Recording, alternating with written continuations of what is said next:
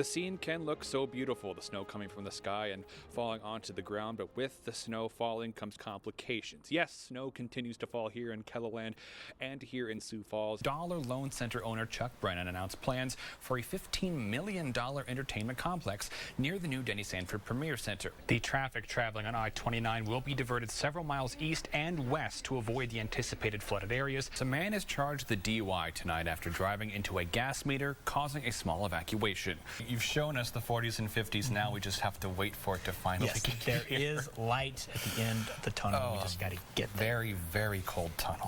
What once was a beautiful vacation spot is now nothing but ruin. People that have come here for years are saddened at the sight of this once promising lake.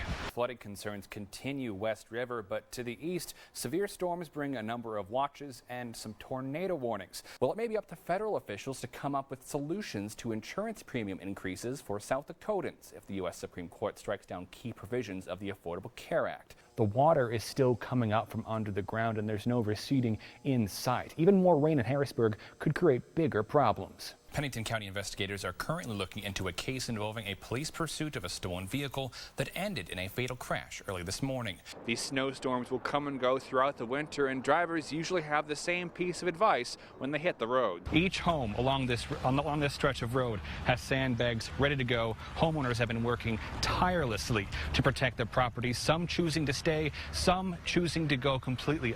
I'm still just trying to put it all together. Brian Raisler is being called a hero, but as he recovers at his home in Marion, he doesn't use that word. If he had his way, the shooting in his office in Lenox wouldn't happen, and life would be normal. Raisler sat in his cubicle at ProTech after sharing treats and celebrating the birthday of his friend and office neighbor, Kathy Stever. He heard two loud bangs and saw someone walking in the office with a gun. And then I seen this gentleman pull his hand up with a gun, and then I just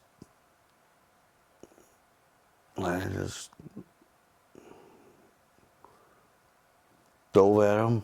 Without hesitation, he tackled 51-year-old Jeffrey DeZeo and fought over the gun. That's when Raisler says he was hit in the head, causing scars and bruising. Seconds later, he saw DeZeo running out the door. Raisler got up and made sure it was locked. That's when he noticed John Richter on the ground. I went to check on John, and he seemed lifeless, and I went back to Kathy Stever, and she was still, had her eyes open. He asked her if she could move. She said she couldn't, and then Raisler saw blood. Stever had been shot, and she was fading quickly. I was on the phone with 911, and I kept telling them to send somebody in. But paramedics weren't allowed in the building while the area was on lockdown. Once they got there, they quickly moved Stever out and onto a helicopter. This is video of Raisler getting treatment for his injuries to his head. I didn't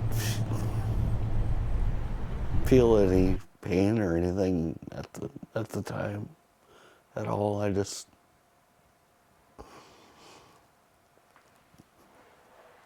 was just,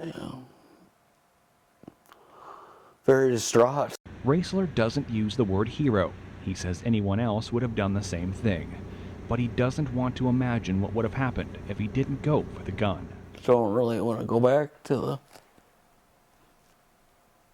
see some of that.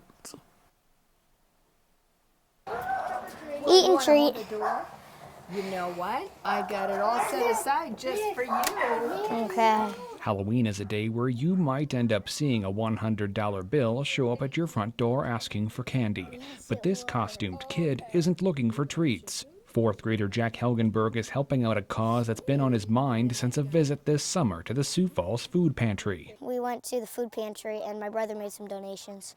And we kind of talked over, I had some questions he answered. That visit made an immediate impact. On the way home, Jack really had a lot of questions about how he can make it better and what types of things he can do to help these people. He may be young, but that hasn't stopped him from wanting to make a difference. Off we go.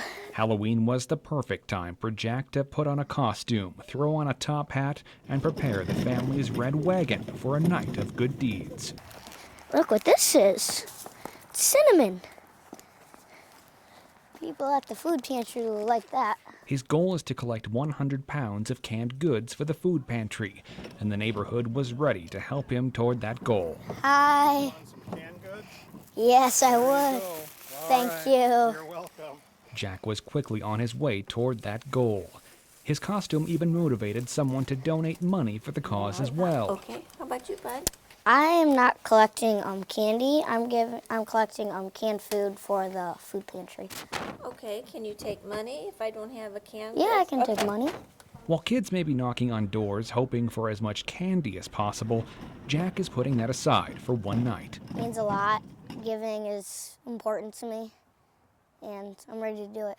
One night of a selfless act that he hopes can inspire others to join him, starting with just 3 words. Eat and treat.